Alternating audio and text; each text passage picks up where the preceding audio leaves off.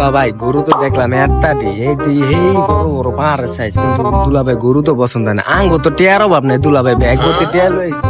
কি করবো শালা কর, টাকা তো অনেক আছে কিন্তু গরু তো লাগবো। কইছিলাম এবার 10টা গরু দিমু, কিন্তু পছন্দই তো হয় না। রুনা লয়ে গেলে তো তোর বইনে তো ঢুকতে দিব না। তো চ যায় দেখি।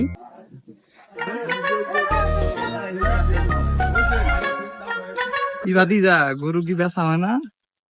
না কাহা, গরু তো বেচাও না, পারলে বেচা দিন। ভাতিজা, যেহেতু তুমি কইছো তোমার গরু বেচা হয় না, তা আমি 2-3টা মুরগি ধরে না দিই তোমারে। মন্ডায় কয় মুরগি পাইছি। দাদা, আপনারা কি গরু কিনতে আইছেন? অনেকক্ষণ ধরে দেখতাছি আপনারা মুলামুলি করতেছে। মামা আঙ্গো দেখা তোমার কি মনে হয় আমরা কি হাটে ঘুরতে আইছি? আমার দুলাভাইয়ের গেট আপনার দেখো। বুঝছি তো মামা, আপনার দুলাভাই কোন গ্যারেটের লোক আমি তো জানা হয়ে গেছে। মনে করুন এই গরুর এই হাড়ের ভিতরে তেরা গরু আমার, আপনার যেইটা হাত দিবেন ওইটাই আপনাকে দিয়ে দেবেন। এক ভর্তি করে টেয়া লয়ে আইছেন, সেহেতু তো ঝামেলা করার কোন সমস্যা হবে না।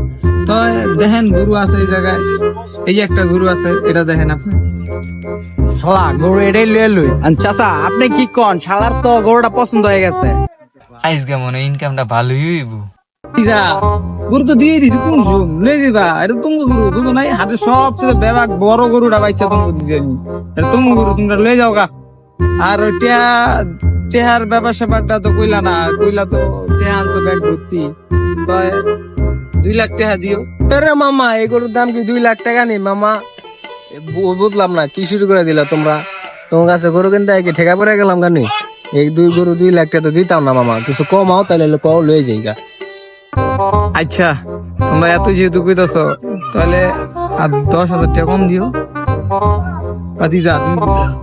চাচা শালাই যেহেতু পছন্দ করছে, তো লয়ে লই দিয়া দেন। তাই টাকা পয়সা দাও, দিয়া দেই।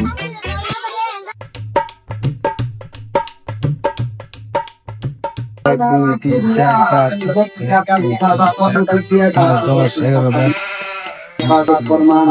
চাচা টাকাটা রাখেন। আদিজা, টিয়া তো বুঝা পাইছি, তাহলে এই গরু তুমগো বাইক নিয়া ভুসি মুসি খাও, নাহলে অনেকদিন ধরে না খাওয়া তো পরে তো সমস্যা হয়ে যেতে। তাহলে যাও গা, আমি যাইগা। কি তো কাহা গরুটা বেচলা নি? ভাতিজা, গরুটা তো বেচা দিলাম। কাহা কত বেচলা? ভাতিজা, কমই বেচছি, 1,10,000 টাকা। তুমি এটা কিতা করলা? 2 লাখ টাকার গরুটা তুমি 1,10,000 দিয়ে বেচা দিলা। আচ্ছা কি করা, যা বেচছো দিয়ে দাও। এলো ভাতিজা, তোমার টাকা। এভাবেই দালালরা গরুর হাট থেকে লাখ লাখ টাকা ইনকাম করে। তার জন্য আমরা গরুর হাটে সচেতন থাকি আর ন্যায্য মালিকের ন্যায্য টাকাটাই দিই।